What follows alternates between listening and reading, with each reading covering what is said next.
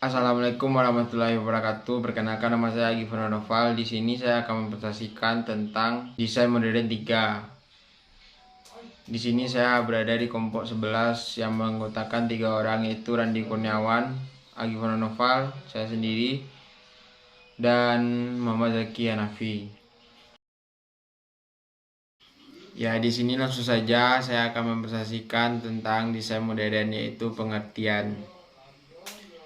Di sini bisa kita lihat ada di samping kanan, yaitu pengertian desain modern. Desain modern merupakan bentuk pemecahan masalah yang dihasilkan dari pengendapan berbagai bidang ilmu dan teknologi. Kelahiran desain modern tidak semata-mata disebabkan penetrasi teknologi dan industri dalam dunia desain, akan tetapi merupakan upaya penyatuan berbagai latar belakang ilmu, pengetahuan, dan teknologi yang selalu berkeseimbangan. Dan ada lagi banyaknya penemuan penting di berbagai bidang. Yang pertama di bidang kesehatan, dalam kurung penemuan vaksin, obat baru, dan DNA. Yang kedua di bidang elektronik, dalam kurung mikroelektronika dan komputer. Dan nomor 3 di bidang militer, dalam kurung radar, material militer, dan sebagainya. Dan kita lihat di sini ada semangat berkonstruksi program bantuan ekonomi Marshall Plan. Awalnya diumumkan pada tahun 1947. Marshall Plan adalah program bantuan ekonomi yang disponsori Amerika Serikat untuk membantu negara-negara Eropa Barat pulih setelah Perang Dunia Kedua. Secara resmi bernama Program Pemulihan Eropa. Segera dikenali sebagai Rencana Marshall untuk penciptanya Menteri Luar Negeri George C. Marshall. Dan munculnya Perang Dingin Blok Utara dan Timur. Perang Dingin berlangsung pada tahun 1947 hingga 1991 dan memiliki cakupan secara global.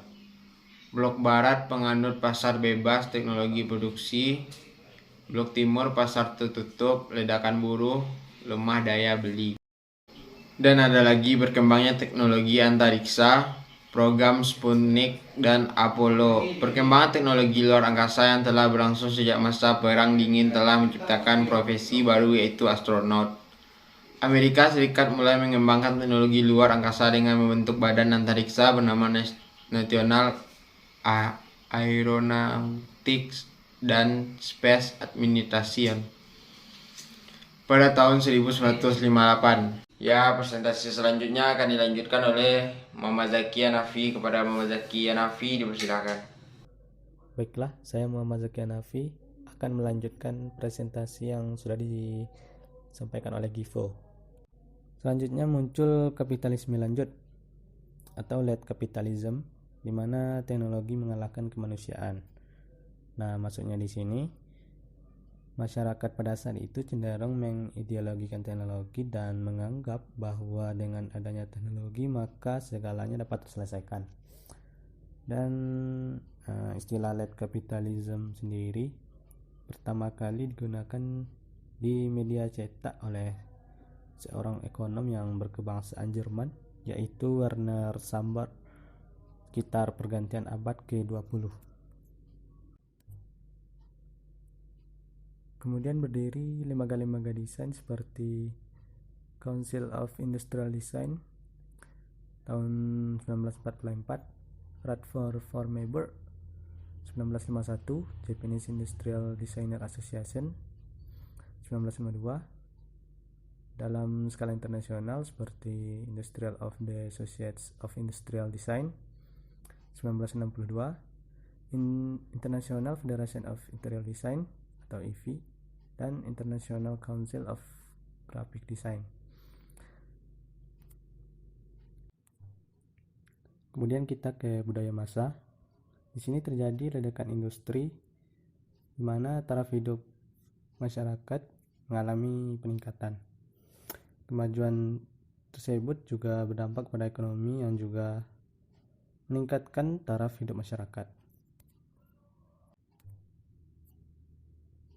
Kemudian muncul wabah konsumerisme, di mana kepemilikan barang di sini selalu dihubungkan dengan status sosial, seperti dalam produksi mobil ya, mesin cuci, benda-benda plastik, televisi dan lain-lain. Dalam hal ini menimbulkan perspektif baru di kalangan masyarakat, di mana dalam pengelompokan kelas sosial itu berdasarkan kepada brand apa yang mereka kenakan. Jadi jika seseorang tersebut menggunakan brand yang mahal, maka kelas sosialnya berada di tingkat yang lebih atas. Dan presentasi selanjutnya akan dilanjutkan oleh Randi Kurniawan. Pada Randi Kurniawan dipersilakan. Muncul sistem pemasaran baru. Contoh dari sistem pemasaran era baru adalah sistem manajemen dan analisis informasi pelanggan dengan database, sistem CTI, sistem call center, sistem SFA, sistem upaya penjual seperti direct mail, sistem manajemen pusat, sistem manajemen pelanggan prospektif, sistem otomatisasi pemasaran, dan lain-lain. Next. Profesi desain mengalami kemajuan yang pesat. Seperti yang telah kita ketahui, profesi perancang grafis seperti yang kita kenal di masa ini adalah profesi yang berkembang pesat sejak masuknya industri periklanan modern. Next. Masyarakat konsumen dibentuk menjadi masyarakat yang konsumtif. Perilaku konsumtif merupakan sikap yang ditunjukkan masyarakat saat berkeinginan membeli produk tersebut. Apalagi ketika ada influencer marketing atau idola yang disukai berkolaborasi dengan produk tersebut. Next. Style desain yang eksis pada masa desain modern 3 yaitu Swiss International Style. Muncul pada tahun 1950-an dan berkembang di Swiss. Gaya desain grafisnya menekan pada kejelasan informasi, komposisi yang objektif dan rasional, serta elemen tipografi yang dominan. Mendunia sekitar tahun 1970-an, mempopulerkan penggunaan grid system dalam desain grafis oleh Joseph Muller Brockman. Next. Prinsip desain Swiss style yaitu penggunaan grid matematis untuk menciptakan struktur yang teratur dan utuh, layout yang asimetris, penggunaan fotografi daripada ilustrasi, huruf sans serif terutama Helvetica dan Accidents Gross Text, penggunaan elemen visual yang minimal, dan form follow function. Dan sekian presentasi dari kelompok kami. Mohon maaf apabila ada kesalahan kata. Kami ucapkan wabillahi taufiq wal hidayah. Assalamualaikum warahmatullahi wabarakatuh.